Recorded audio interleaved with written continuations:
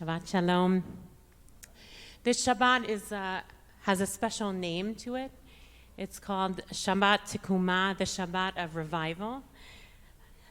It is the special Shabbat between Yom HaShoah and Yom HaAtzmaut, Israel Independence Day. Yom HaShoah was this past week, the memorial of the Holocaust. And this coming Wednesday evening will be Yom HaAtzmaut, Israeli Independence Day, where we'll celebrate 77 years of Israel's existence. It's an emotional roller coaster this week. Described in its name, it says Mishoah Letukuma, from the Shoah to the revival, recognizing in many ways the trajectory of the state of Israel, which was born out of the ashes of the Shoah. Of course, people had settled the land before, but this is how the story is told. From the ashes of the Shoah to the birth of the state of Israel. Of course, Yom HaZikaron also precedes Yom HaAtzmaut, the Memorial Day. The Jewish people was revived according to this idea. We rose up out of destruction and built a state. As is often said, we went from being sheep to the slaughter to building our own state. We would be strong, we would work the land, we would have an army, and never again would we experience the decimation of our people like happened in the Shoah.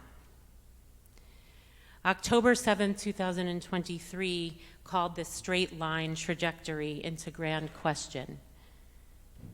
The dream that had been fulfilled, the revival of our people and what was built over 7 decades, and the invincibility that this framework in some way was assured in its never-againness was shattered for many. And over the course of the last year and a half, there have been many references, of course, to the Shoah since October 7th. And the experience of Israelis see this straight line. It was from the Shoah to this revival, and now they're putting October 7th in that same equation, from October 7th to the revival, which speaks powerfully, of course, to the idea that from ashes we will rebuild, and it speaks to the soul of the story of our people from time immemorial in some ways. But I'd like to offer 2 different ideas of this trajectory that I think invite some different thinking into the meaning of this week. One is from Rabbi Mordechai Rotem, who's an Israeli Reform rabbi, who offers a different meanings to these days, Mishoah Letikuma. He likens these 7 days to the Aseret Yamei Tshuva, the 10 days of Tshuva, which would make this Shabbat, Shabbat Tikuma, like Shabbat Tshuva. He writes, during the 7 days of bearing witness, he calls it, the nation of Israel needs to collectively examine itself, check from year to year how well we are fulfilling the destiny that has fallen to us, the legacy of the death of the Holocaust and the legacy of the life of Independence Day. During these 7 days, it is appropriate to engage in introspection and self-reflection about how we measure up to this destiny that stands before us to build the future of the nation of Israel. These 7 days of bearing witness need to apply to the individual, but especially to society and its public institutions. He wrote that in 2020.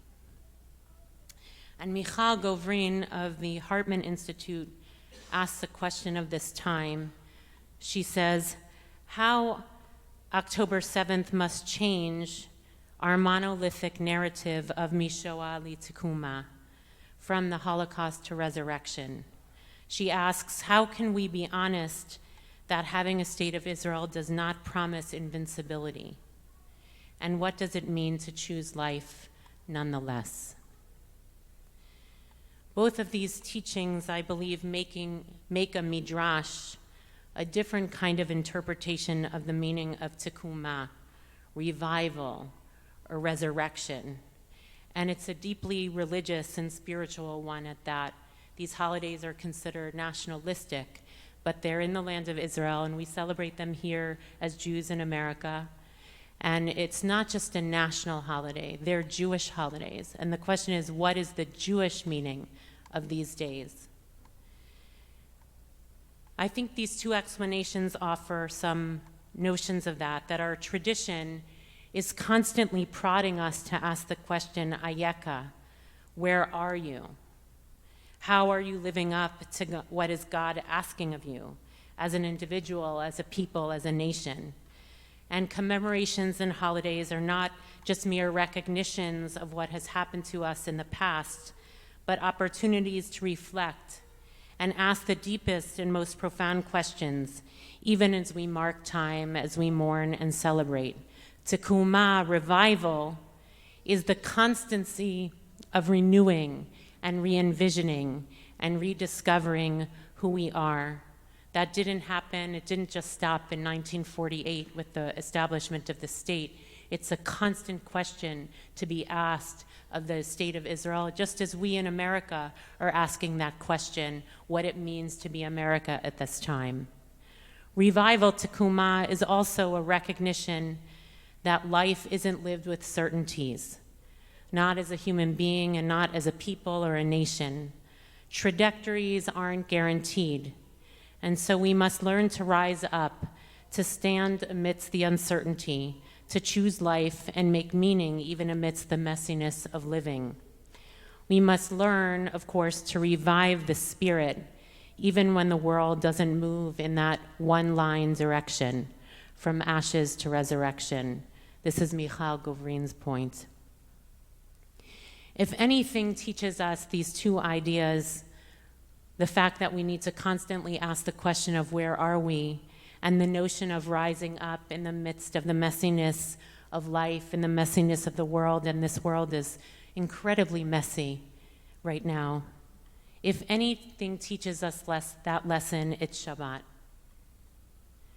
No matter what kind of week we've had or the world has had, it arrives this day, this evening, this 25 hours arrives to interrupt our world order, to ask us, Ayeka, where are you? Who do we really want to be, and how have we measured up this last week? And to revive our spirit, because some of us are weary. Each week after week, it's hard. It's hard to live in the world that we're living in. So Shabbat comes to revive our spirit with song and prayer and community. And even if a perfect world hasn't arrived, Olam Haba, to taste a little bit of it, Me'en Olam Haba, to remind us what it's all for.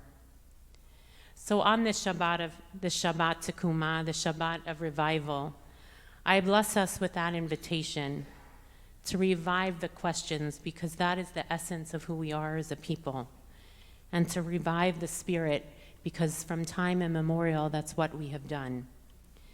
Im tirtzu ein zo agada. If you will it, it is not a dream.